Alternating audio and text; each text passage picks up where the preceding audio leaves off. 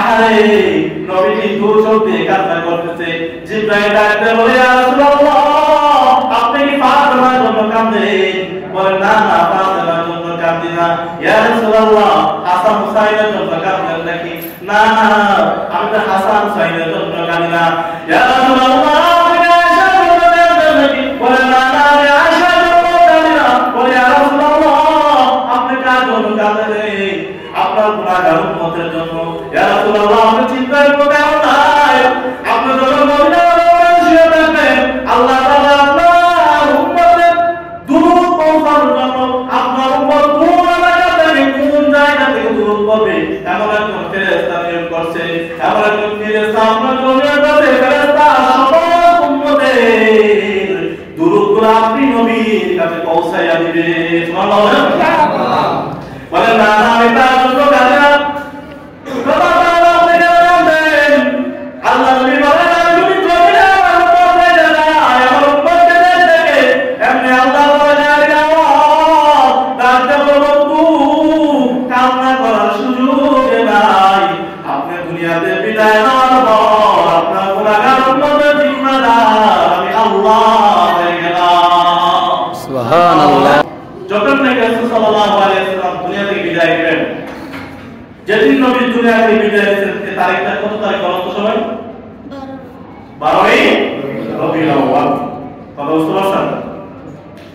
রাসূলুল্লাহ সাল্লাল্লাহু আলাইহি ওয়াসাল্লাম যেদিন দুনিয়া থেকে বিদায় নেবেন, তখন ছিলেন আয়েশা সিদ্দিকা রাদিয়াল্লাহু তাআলা আনহা বলেন, হঠাৎ রাসূল সাল্লাল্লাহু আলাইহি ওয়াসাল্লামের গায়ের মধ্যে ঘাম বের হওয়া শুরু হয়ে গেল।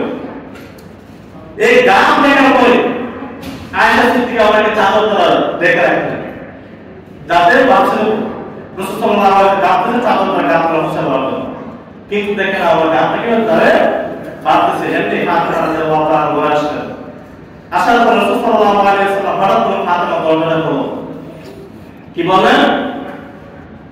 ফাতেমা রাদিয়াল্লাহু তাআলা ফাতেমা, কে যেন বাহির থেকে আমাকে সালাম দিচ্ছে, তুমি দরজাটা খোলো। এমনি আল্লাহ রাব্বুল আলামিন ডাকতে বললেন, জিবরাইল, আজরাইলকে দাও, আজরাইল করতে হবে সুযোগ নাই। যে নাকি দুনিয়াতে বিদায় নেবে কত সেই দেখবে। কিন্তু যেহেতু আমার নবী বলেছেন ফাতেমা বেগমের সামনে যে আমাদের চলবে, যদি ফাতেমা যদি কাউকে না দেখতে পারে তাহলে বুঝতে আমার নবী মিথ্যা কথা বলছে। আরে জিবরাইল, আজরাইলকে দাও, সে যদি জানতে দিতে ফাতেমার সামনে হাজির হয়ে যায়। ফাতেমা রাদিয়াল্লাহু তাআলা দেখেন আজরাইল আলাইহিস সালাম, আরে এত বড় মানুষ, এত বড় মানুষ, মাথায় তো মাথা আসমান উপরে তাও উল্টা দড়ি করে এক হাত মাঝে এক হাত মাঝে এত বড় মানুষ ডাকতে বলা, কে গো, এত বড় মানুষ আমার জীবনে আমি দেখি নাই। আল্লাহ নবী সাল্লাল্লাহু আলাইহি ওয়াসাল্লাম জানালেন, হাযা মালাকুল মাউত। এর ফাতেমা যেটা সাধারণ মানুষ নয়, এত আজরাইল। ফাতেমাকে ডাকতে বলে, বাবা, আজকে 7 দিন ধরে আপনি অসুস্থ, আমার মনে হয় যে বিদায় নেবেন, আজরাইল আলাইহিস সালাম কার অনুমতি দিতে পারবো না। রাসূল সাল্লাল্লাহু আলাইহি ওয়াসাল্লাম ডাকতে, ফাতেমা, আজরাইল কার অনুমতি নিয়ে কার সামনে যায়, অনুমতি দিয়ে দাও। অনুমতি দেওয়ার পর আজরাইল যখন তাকে ঘরের ভিতরে ঢুকলো, ঢোকার পর তারপরে আল্লাহ, আপনি কি জমিনে থাকবেন নাকি আপনার বন্ধুর সাথে মুলাকাত করবেন? আপনি আল্লাহ নবী সাল্লাল্লাহু আলাইহি ওয়াসাল্লাম বললেন, হে আজরাইল, আমাদের সময় দাও। এর দুনিয়ার মানুষ আজরাইল যখন তাকে কার সামনে যায়, কোন ব্যক্তি নাই আজরাইলের কাছে 1 সেকেন্ডের সুযোগ দিবে। আজরাইলকে বলা, আজরাইল, আমাকে 1 মিনিট সময় দেওয়ার সুযোগ নাই। বলার আগে সময় দেওয়ার মুহূর্তে খরচ করে ফেলবে। কিন্তু আমার আপনার নবীর কাছে যখন যায়, আজরাইল বলে, নবী আপনি অনুমতি দেন। আল্লাহ নবী বলেন, না আমি অনুমতি দিব না, অনুমতি দিতে পারবো না, আমাকে একটু সময় দাও। জিবরাইল হবে কাজী, এমনি জিবরাইল আয়েশা সাথে সাথে নবীকে বলে, ইয়া রাসূলুল্লাহ, আপনি থাকতে চান নাকি আপনি জমিন থেকে বিদায় নিতে চান? এমনি নবী বলেন, জিবরাইল, আল্লাহকে জানায় দাও, আমি কি জমিনে থাকার মতো সময় আছে নাকি চলে যাব? বললেন আল্লাহ বলেছেন আপনার সময় শেষ হয়ে যেতে হবে।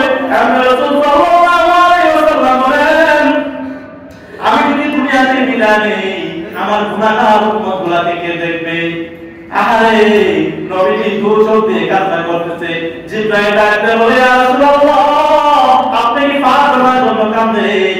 বলে না না ফাতেমার জন্য কাঁদি না। ইয়া রাসূলুল্লাহ হাসান হুসাইনের জন্য কাঁদেন নাকি? না না আমি তো হাসান হুসাইনের জন্য কাঁদি না। ইয়া রাসূলুল্লাহ আপনি আয়েশার জন্য কাঁদেন নাকি? বলে না না আমি আয়েশার জন্য কাঁদি না। বলে ইয়া রাসূলুল্লাহ আপনি কার জন্য কাঁদেন? আপনার গুনাহগার উম্মতের জন্য। ইয়া রাসূলুল্লাহ আপনি চিন্তার কোনো কারণ নাই। আপনি যখন মদিনার শুয়ে থাকবেন আল্লাহ তাআলা আপনার উম্মতের দুরূদ পৌঁছানোর জন্য আপনার উম্মত কোন এলাকা থেকে কোন জায়গা থেকে দুরূদ পড়বে এমন একজন ফেরেশতা নিয়োগ করছে। এমন একজন ফেরেশতা আপনার জন্য নিয়োগ করছে। ফেরেশতা সকল উম্মতের দুরূদগুলো আপনি নবীর কাছে পৌঁছাইয়া দিবে। সুবহানাল্লাহ। বলে না না আমি তার জন্য কাঁদি না। আল্লাহ নবী বলেন আমি যদি জমিনে আমার উম্মত হয়ে যাই আমার উম্মতকে দেখে এমনি আল্লাহ বলেন ডাকতে বলবো কান্না করার সুযোগ নাই।